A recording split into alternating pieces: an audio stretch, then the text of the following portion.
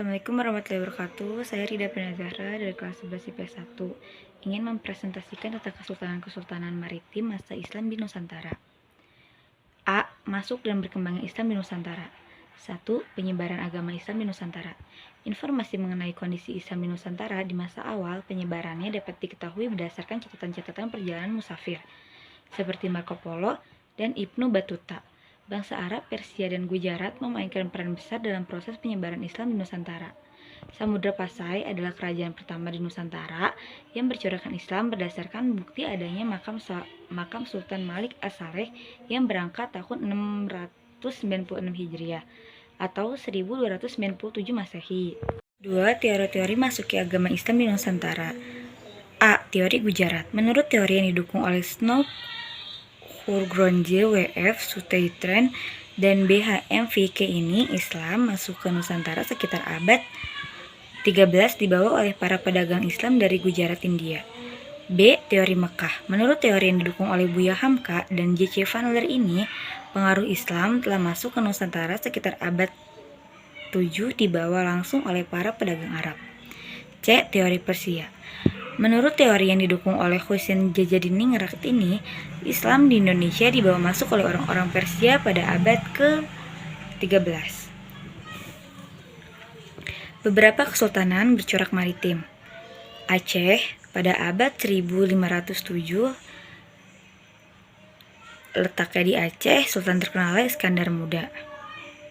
Demak pada abad 1500 berletak di Jawa Tengah, sultan terkenal Raden Patah. Maratam pada abad ke-1586 letaknya di Yogyakarta, sultan terkenal Senopati dan Sultan Agung. Banten pada abad 1526 letaknya di Banten, sultan terkenalnya Ageng Tirtayasa. Guatalo abad ke-1528 letaknya di Makassar, sultan terkenalnya Hasanuddin. Ternate dan Tidore abad 1257 Ternate, 1322 Tidore. Berada di Maluku. Sultan terkenal yang berasal dari Ternate adalah Babullah dan yang terkenal berasal dari Tidore adalah Nuku.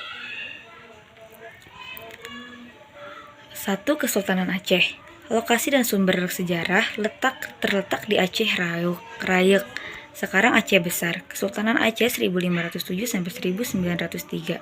Didirikan oleh Ali Mughayat Shah pada tahun 1496 di atas bekas wilayah Kesultanan Lamurin ditaklukkan Mughayat Shah. B. Kondisi politik, sosial, ekonomi, dan kebudayaan. Kondisi politik pemerintahan Kesultanan Aceh sering dilanda konflik di antara penguasa kesultanan itu sendiri. Meskipun Kesultanan Aceh merupakan negara Islam, kehidupan masyarakat tetap bersifat feodal.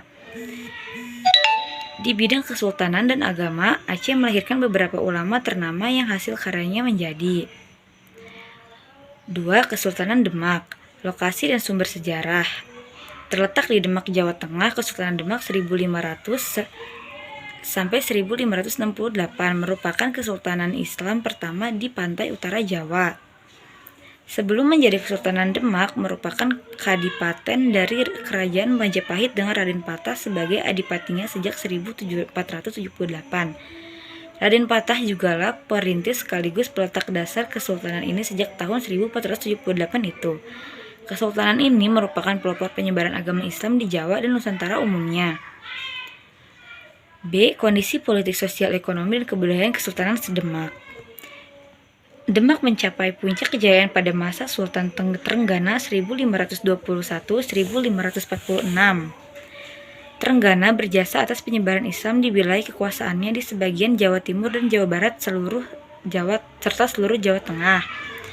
Masyarakat Demak menjalankan kehidupannya dengan berpedoman pada ajaran Islam. Kaum ulama menempati posisi terhormat dalam masyarakat dan pemerintah Kerajaan Demak. Demak merupakan kesultanan yang sangat makmur, pertaniannya menghasilkan beras dan berlimpah.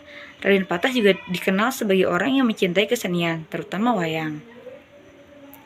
3. Kesultanan Banten. Lokasi dan sumber sejarah. Terletak di wilayah barat Pulau Jawa sampai ke Lampung di Sumatera.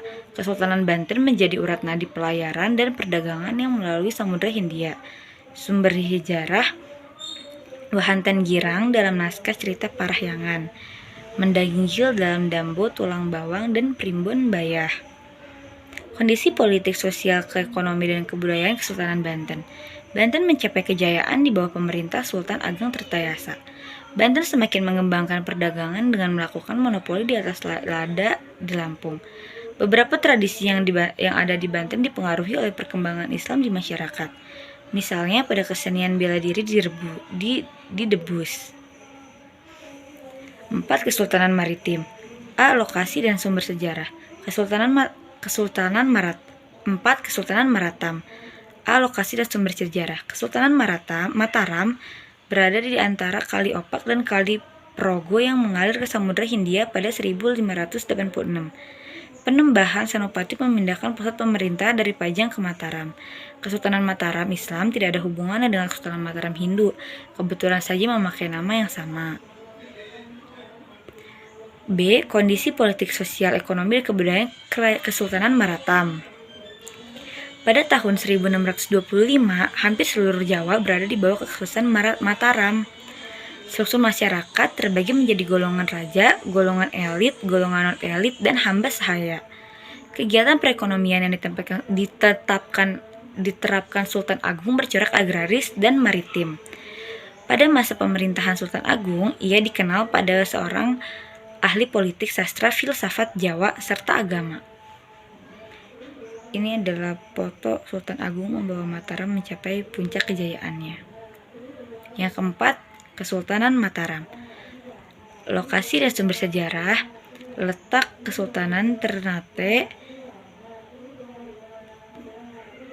Ternate secara geografis berada di Kepulauan Maluku antara Sulawesi dan Papua. Letak tersebut sangat strategis dan penting dalam dunia perdagangan masa itu. Kondisi politik, sosial, ekonomi, dan kebudayaan. Kesultanan Ternate memiliki kemajuan baik di bidang politik, ekonomi, dan perdagangan pada masa Sultan Hairun. Kehidupan ekonomi Kesultanan Ternate didukung oleh hasil bumi utamanya, yaitu rempah-rempah serta kegiatan perdagangan dan pelayaran yang maju. Kesultanan Ternate memiliki andil yang sangat besar terhadap kebudayaan Nusantara bagian timur. Lukisan yang menggambarkan kondisi perairan Kesultanan Ternate. Maaf, itu Kesultanan Ternate, bukan Kesultanan Mataram. Itu nomor 5.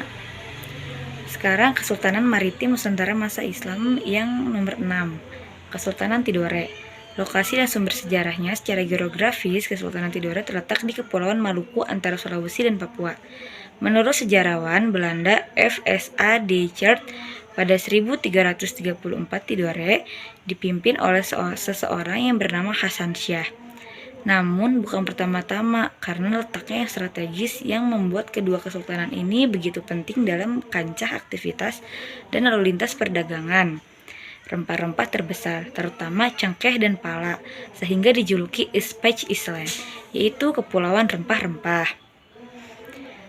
Kondisi politik, sosial, ekonomi, dan kebudayaan Tidore merupakan kesultanan yang berada di bagian timur Nusantara yang merupakan penghasil rempah-rempah di dunia. Sumber rempah Kesultanan Tidore ada di beberapa daerah Maluku. Terdapat di sana sultan yang disebut sebagai Kedaton Ki, dan terdapat benteng Portugis seperti Benteng Tohulo dan Benteng Torre. Yang ketujuh, Kesultanan Gua Talo. Yang A, lokasi dan sumber sejarah. Pusat pemerintahan Kesultanan Gua Talo berada di Makassar. Kesultanan Gua dan Talo sering disebut sebagai Kesultanan Makassar. Wilayah kesultanan ini sekarang berada di bawah Kabupaten Goa dan sekitarnya. Yang B, kondisi politik, sosial, ekonomi, dan kebudayaan. Sultan Hasanuddin menjalin hubungan baik dengan Portugis disebabkan karena ancaman FOC yang hendak memonopoli perdagangan rempah-rempah di Maluku. Dalam kehidupan sosial sehari-hari, masyarakat Makassar sangat terikat dengan norma adat yang mereka anggap sakral. Kesultanan Gua Talo kaya akan beras, daging, dan kapur barus hitam. Hasil kebudayaannya yang terkenal adalah perahu Primisi. C, yaitu warisan kesultanan-kesultanan masa Islam dalam kehidupan masa kini. Sosial Dalam sosial budaya ada arsitektur, termasuk bangunan makam. B. Ada sastra, ada kaligrafi, sistem kalender, dan sistem aksara. Politik. Pada masa Islam, gelar raja diganti dengan sultan, suatu kata dari bahasa Arab yang berarti penguasa kerajaan, atau susuhunan yang kemudian menjadi sunan juga dari bahasa Arab yang berarti yang disembah atau yang dihormati. Sekian dari saya, maaf bila ada kata-kata yang salah atau kurang dalam penjelasannya, mohon maaf jika terburu-buru dalam berbicara. Assalamualaikum warahmatullahi wabarakatuh.